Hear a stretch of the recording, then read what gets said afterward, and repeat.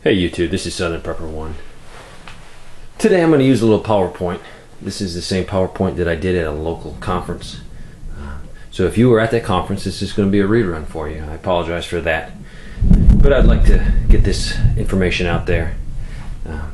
I'm entitling this Security During a Crisis. This is a very difficult topic. A lot of people really don't want to talk about it. They want to think about it and they're in denial. Also, it could be outside their comfort zone.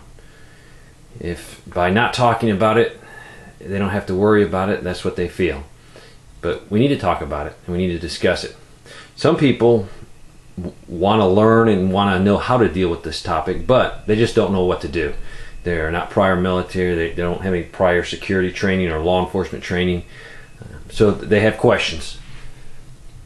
This is definitely my most asked question. Usually deals with security. How do I protect my family when there is no law and order? You can have all the supplies, you have a year's supply of food or more, but if you have no security to go along with what you've put back, it's a failure. So security has to be important. Threats that could directly affect your security. There's many threats. Any natural disaster, be it a flood, hurricane, especially Katrina, we saw that a natural disaster occurred, but we had a huge security problem.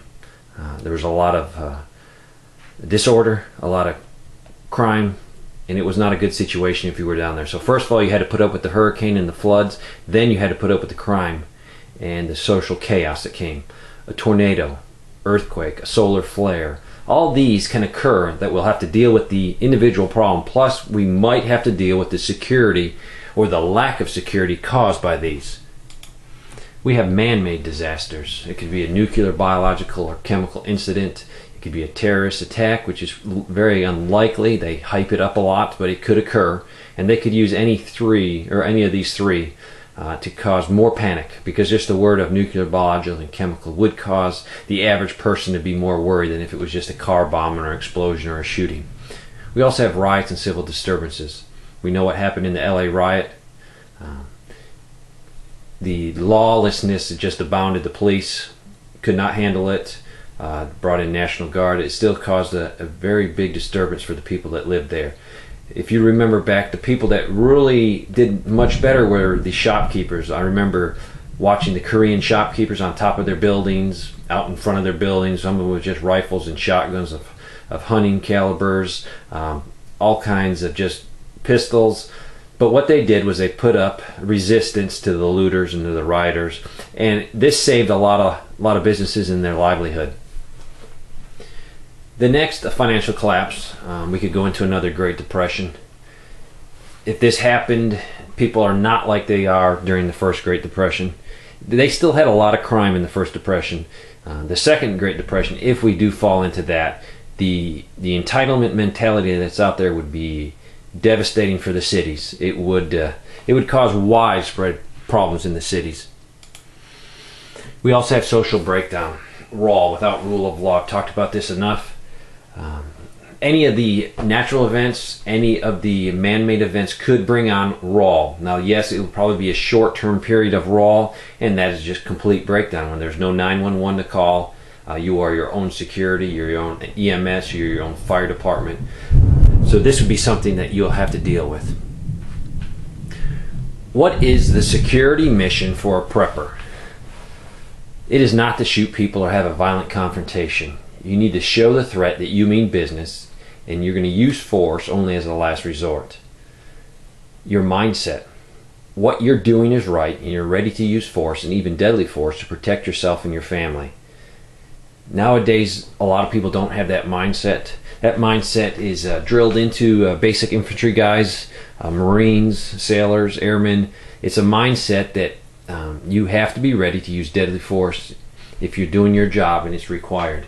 So immediately when something happens, yes, it could only be a tornado, and hopefully there's no violence. Hopefully people and neighbors pick up and help each other get through it. But if there is violence and you see that society has changed, you need to change your mindset immediately to more of a protective role and be ready to defend your property and to help other people should I be in the city or the country? This question is asked to me daily. I will point out the good parts of the city and parts of the country. If you live in the country, people want to say, I'm going to get a retreat and be so far away that no one will be able to find me. This is not really a good thing, because what will happen is someone will find you. Someone will know where your retreat is. The local kids that go out to find a place to party or drink will find your cabin. The hunters will know where you are. And this will cause you a lot of problems, because you're going to have a false sense of security because you're so far back in the woods, no one knows I'm here. To really achieve the being so far back that no one can find you would probably only occur out west, Montana, Idaho, Wyoming, those states out there. If you're on the East Coast, which I am, there's no way you're going to hide for somebody. Yeah, you might temporarily hide a little bit, but by hiding so far in the woods, it could give you a false sense of security. You might think, well, no one's here. What this is actually a paradise or a dream come true for someone that wants to put you under observation. The reason is they can slip into wherever you are and observe you. They will be able to skirt your whole property or hold your retreat because there's no one else to see you. If you do this in the city, you have neighbors that are going to see people. You're going to have other people that the bad guy will have to confront. So don't have a false sense of security by being so far out and isolated. It could work to your detriment. The city, yes, you have a lot more people looking for resources, but you also have a lot more resources there. Also, whatever form of government there is, be it city, local, or state, will be pushing most of the resources to the city so they can calm the cities down. So yes, you might be able to get some relief quicker, but you're going to have to confront more people. So my answer to you is you need to be part of a local community, either in the city or in the country. You need to be part of a neighborhood, a part of people that will band together and take care of each other, be it any type of disorder. The disorder can be a natural disaster, but the security problem after that is what you want to make sure you can address. What do you have to protect? Well, you might have a farm. If you have a 100-acre farm or a 500-acre farm, you're not going to be able to protect the whole farm. You're going to have to shrink your perimeter to where you can manage it. If you only have 5 or 6 guys, you can't protect 100 acres. You'll be lucky to protect 5 acres. So you're going to have to bring key resources and key things that are very important for the farm to keep running into an inner perimeter. You have your house. Most of us will have a house and we will want to protect it. Some of you have businesses. You might want to protect your business. Now, if your house and your business aren't located in the same area, you're going to have to make a choice. What do I protect? Some businesses could be worth more than your house, so you might want to protect your business, especially if you have inventory there that is vital for rebuilding or vital for emergency supplies. So you have to decide, is it my house or business? You might want to make your retreat instead of at your house, at your business. A lot of businesses are constructed with, they might have chain link fences around them, that have flat roofs, they might have fewer windows. So some buildings in business sections, in light industrial sections, are actually probably more easily to defend than your house.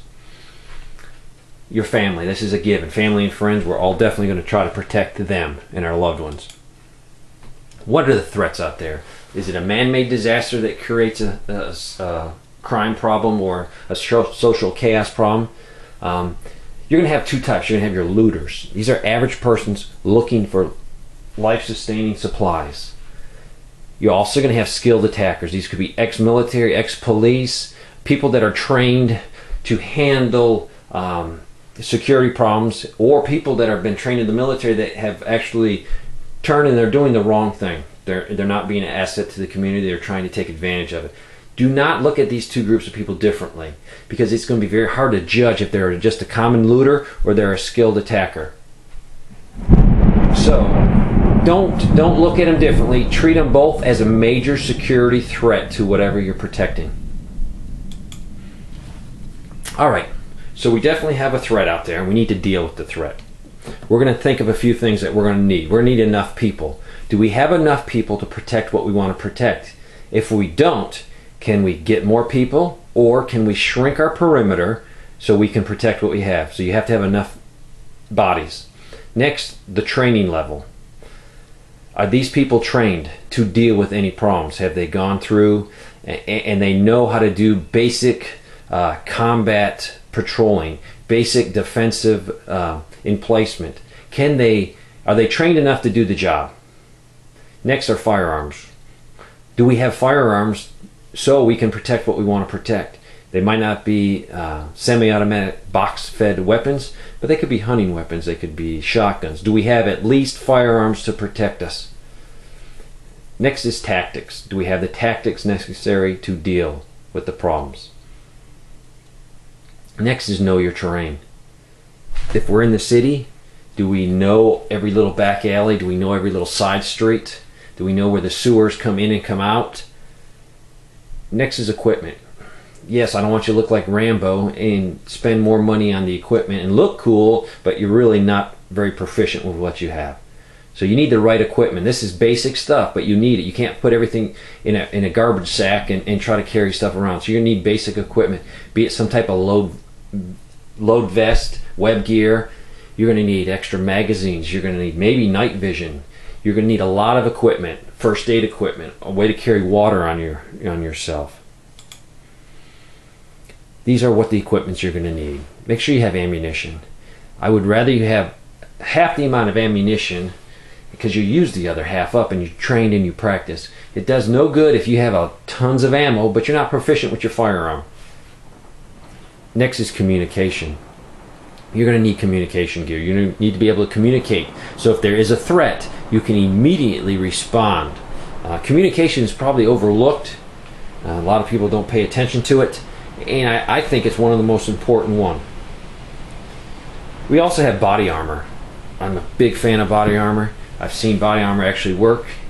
People are alive today that I know because of body armor. Body armor has come down in price a lot, so there's no reason you don't have it. If you have a safe full of firearms, sell a couple and get some body armor. How to defend my home or retreat. Most homes that are designed today are not designed to fight from. You might think, well, this is going to be my Alamo, but your Alamo is going to very quickly turn into your coffin.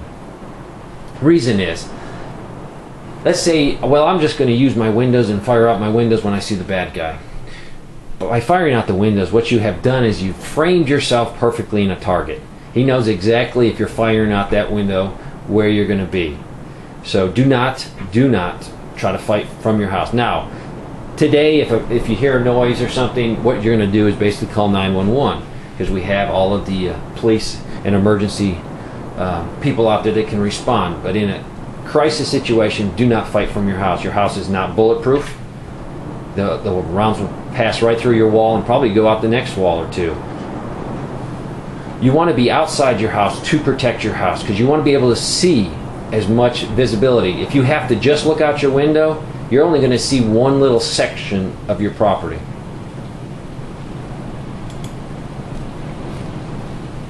I'm going to stop now, and then I will start part 2. Thanks for watching.